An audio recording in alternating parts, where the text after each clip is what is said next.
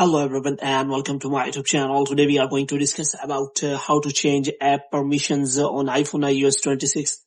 For example, if you want to change the permissions of a specific app, for example, if you don't want to allow any app specific permissions like camera, microphone and other settings, and if you want to change the permissions, so how you can do that? For this, what you have to do, you have to simply watch this video completely. So without wasting any time, let's start the video.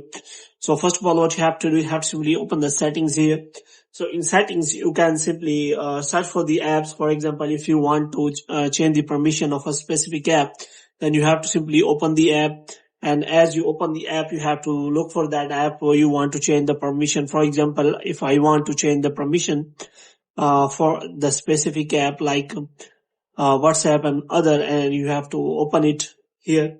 And here you can simply find all the settings related to that app, like you have provided the location access to that app when shared. So when you ask next time or when you want to share, then it will provide the location access to the WhatsApp. But if you want to select always, then it will not ask you about the location permission.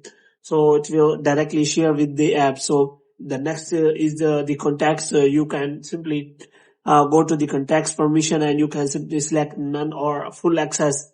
And in this way, you can select microphone, camera, and also Face ID. You can simply go for that, and also check for your photos access, which means you want to provide your storage access to that WhatsApp or that app or not. So you can simply provide for that. Moreover, you can also check for mobile data permission and also other activities like live activities and also Face ID.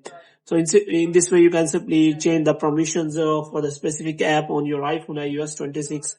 So hope you have liked this video and get more videos like this. You can subscribe our channel.